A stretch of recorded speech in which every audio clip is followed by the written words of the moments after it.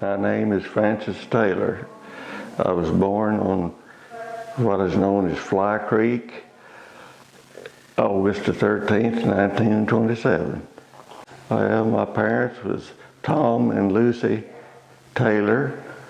My mother's maiden name was King, and I had one brother, older, James, and a sister, younger, Valera. Well, they had a small orchard, and they raised some cattle and had some sheep. Well, we herded in the livestock of the evening after school, and we put out hay feed for the night in the wintertime. And we sold. At that time, there wasn't any market for whole milk. We sold cream down at the Clyde store. This was back in the 30s.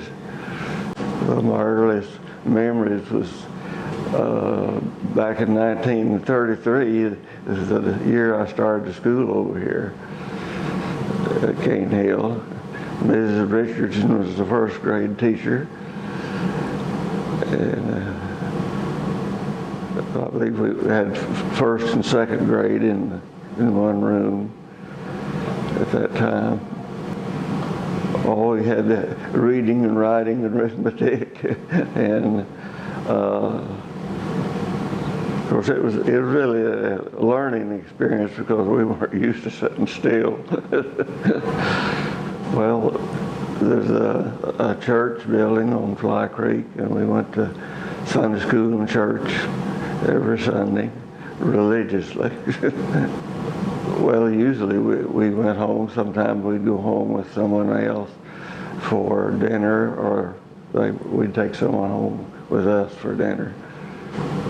The next door here was, of course, the Cane Hill Drug Store. It was run by Johnny Miller,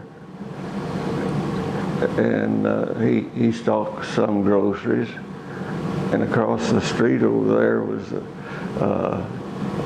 a grocery store, just a general mercantile, run by Shaker Yates, and it also at that time the post office was in that building. And there was an adjacent building there. I remember Mr. Williams, I don't know where they came from here, but they had one boy that went to school named Leslie Williams, and he was a furniture. He made furniture. I know my sister played the piano, and my dad had him to build a piano stool. Oh, we played basketball, baseball, pitched horseshoes, and they played some volleyball because we didn't know much about volleyball. We didn't have coaches that did either. Well, of course, their central place of entertainment was the church, and during school terms, they had activities at school put on by the children of the school,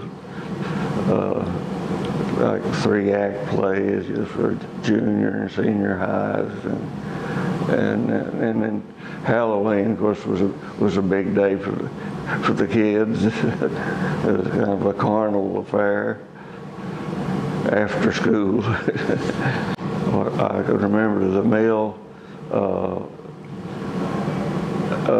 They still, people would bring their corn to get it ground for their meal. And at that time, there was a covered scales out there. They could weigh wagons and teams and that sort of thing. Of course, it wasn't a big operation at that time, but they were in operation back in the 30s. Of course, it was originally the College of the Ozarks, and when they moved to Clarksville with the college, then they turned it over, I get to our public use school, I suppose, and some of the changes that was made in the entryway and the windows and things like that, you could tell the difference in the brick. That's about all I remember really about the Araminta Richardson. I guess had the first kind of a reunion up there, and she had a school for girls up there. Some I don't know, month or something like that during the summer, and they usually entertained some, and we'd have a little parade organized by the community, and then after that, when the building started to have problems, why Araminta turned it back to the community, and we started having the festivals when they made sorghum, lye soap, apple butter, and they had vendors, and they'd have groups that would sing for entertainment, and they served breakfasts and dinners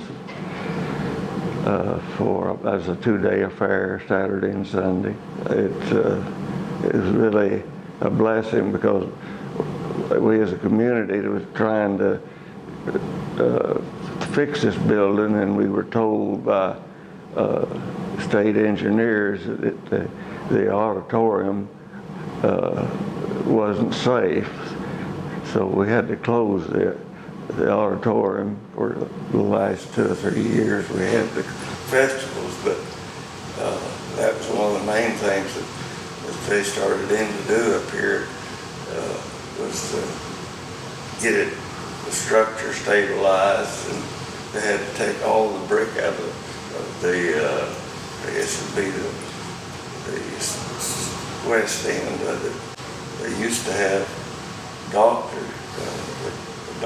Bean was a doctor here in Game Hill back in the 30s. I remember him. He came to our house, and up the road up here where you turn up toward the cemetery there on the corner there. I think that's where Dr. Bean lived in his time that I can remember him. And then just across the street there on the other corner, there was an old doctor by the name of Curry, and he made house calls. He's the one that brought me into this world. Well, they had the old cannon factory up here. I worked in there when I was 16, I guess. The cannon at that time was tomatoes.